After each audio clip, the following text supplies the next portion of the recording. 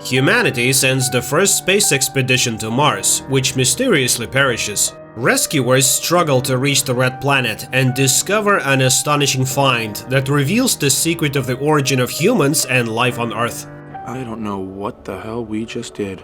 A party is held at the house of astronaut Luke Graham in honor of his departure to Mars. Families of his friends and colleagues gather, and the man says goodbye to those staying behind, including his friend Jim McConnell, who had long been preparing for this flight but had to leave the project due to his wife's illness. The friends wish Luke a safe flight and remember the deceased woman. She would have been happy that the mission takes place. In 2020, the first manned expedition arrives on the Red Planet. Soon people discover a strange white formation near the base in the Cydonia region, which they suspect is the extrusion of a layer of water, which will be useful for future human colonization. Transmitting the news of the find to the command center aboard the International Space Station, 4 crew members head to the location of the formation for further research. Arriving on site, people see a tall mountain, which radar identifies as metallic. Then the astronauts begin to hear a strange low sound, but they think it's just interference from their Mars rover. And when they increase the power of their equipment, the sand beneath their feet starts to move. At first, this doesn't cause much concern. The astronauts stay in place, examining the mountain, above which a sand whirlwind is growing. But soon it begins to behave like a sentient being, seemingly examining the newcomers and then attacking them, killing 3 astronauts within seconds, and then emitting a powerful electromagnetic pulse, destroying most of the working electronics aboard the ship. After the whirlwind subsides, a huge human face carved out of dense material appears from under the layer of sand. The space station receives an unintelligible message from Luke, but they do not understand what happened and whether Luke is alive. The leadership realizes that a rescue expedition needs to be organized, but how this can be done technically is unclear. Then Jim proposes a solution to the problem, as he had developed plans for evacuation from Mars. The station commander agrees to consider it, but opposes Jim's participation in the expedition because the man refused to undergo tests and left the project. Woody Blake insists on including his friend in the crew, as his refusal to go on the first flight was for a good reason. He was very worried about his wife. Moreover, it was he and his wife who studied and designed the flight to Mars. So Jim knows more about this planet than everyone else, which will undoubtedly help in the rescue mission. Hearing his arguments, the commander agrees, and the rescue ship with a team of 4 people heads to Mars. In addition to Woody and Jim, the crew includes specialist Terry Fisher, Woody's wife, and Phil Allmeyer. Along the way, Jim kindly envies the love between Woody and Terry, observing how tenderly they treat each other. Soon, the surface of Mars becomes visible from the ship, and people note that the expedition camp is intact, and even see 3 burial mounds next to the building. It is unclear what happened to Luke. Maybe there was simply no one to bury him. Soon, a magnetic storm covers the planet, and the astronauts can no longer see anything. Command gives permission to land. Woody goes to share the news with Jim and catches him watching a family movie, from which it becomes clear that his wife was also an astronaut, and together with her husband they dreamed of flying to Mars. The ship is preparing to enter orbit around the Red Planet, but then a swarm of micrometeorites appears in its path, and one of the meteorites punctures the hull, injuring Phil's arm. The station begins to lose air, and Woody goes into open space to find and fix the breach.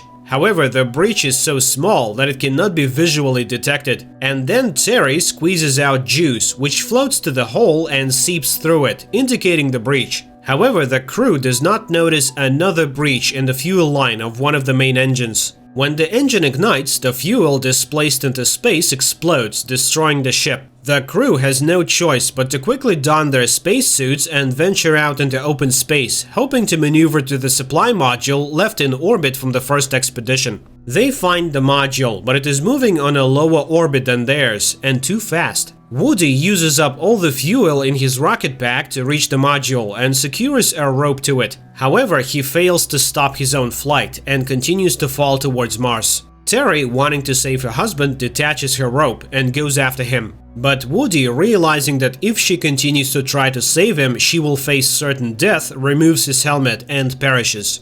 Crying, Terry watches her husband's body fall to the planet and then returns to the others. The 3 astronauts land on the planet using the module. Although the module itself will not be able to take off again, the rescuers brought with them new motherboards for the first expedition ship, replacing the burnt-out ones. Upon arriving at the base of the first expedition, they explore it, but find no one, although the living quarters are completely intact. Jim goes to the greenhouse and is amazed that all the plants are doing well, everything is functioning and working. The astronaut removes his helmet, and in the reflection on the water, he sees Luke with an axe attacking him, not believing that this is a real person, not a vision. The man is seized, and only then does he begin to believe that they have come for him. The astronauts understand that Luke is not entirely mentally stable, as he has spent more than a year on Mars in complete isolation from the world. After recovering from the sandstorm attack, he buried the deceased and began studying the strange structure.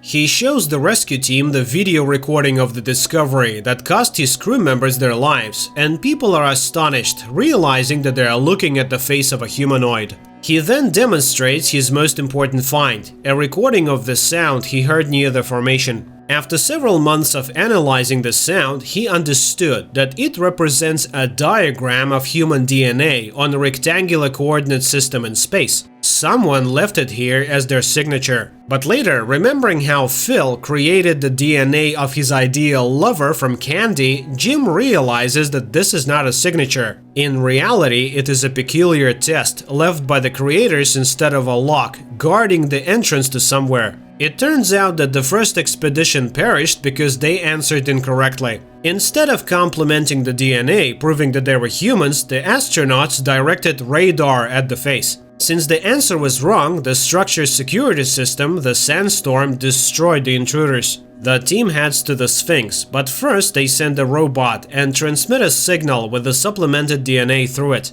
A bright light shines from an entrance that appears in the face. Everyone except Phil, who stays behind to fix the ship, goes to the face. Jim gives Phil the order to take off at a precisely determined time, even if they don't return. Then the people enter a white room, the door closes, and the astronauts lose contact with the ship. Soon, the room fills with Earth's atmosphere, and the people remove their helmets. Immediately behind them, another airlock opens, and upon passing through it, the astronauts find themselves in a dark room where they see a massive 3-dimensional projection of the solar system. Then a hologram of a Martian appears, silently explaining to the people that in the distant past, a massive asteroid struck Mars, destroying the planet's ecosystem, which strongly resembled the Earth's. The Martians had to evacuate their race to other star systems, but they also sent a ship from Mars to neighboring Earth containing the seeds of future life. Hundreds of millions of years later, multicellular plants and animals appeared on the planet, and no one could explain how it happened. Many years have passed since this panspermia. The new forms that emerged from the sent DNA evolved and became humans. They were supposed to return home to Mars one day, so that the Sphinx would recognize them as the descendants of the grandiose experiment.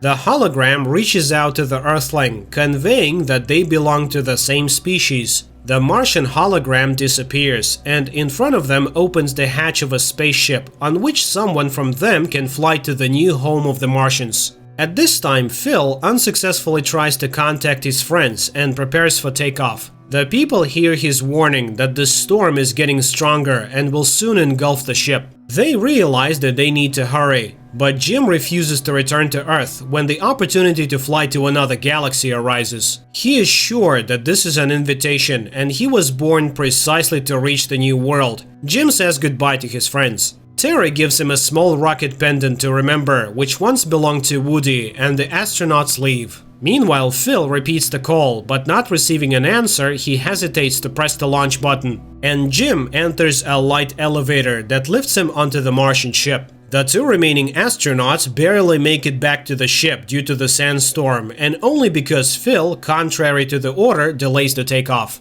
Meanwhile, Jim steps onto a circle that appears before him and suddenly realizes that he can't move as water rises around him. The man braces himself for drowning and holds his breath, but then he takes a breath and starts breathing underwater. He smiles, understanding that this is a new form of life. Images of his past life flash before his eyes, and the man seems to say goodbye to everyone once again. His crew, having taken off, watches through the porthole as the Martian ship with Jim on board flies away at high speed toward a distant galaxy and wishes him a safe journey. This good, kind-hearted science fiction film that was shot many years ago does not stand out for its dynamic plot. But despite numerous scientific inaccuracies, it is interesting to watch and keeps the tension until the last seconds.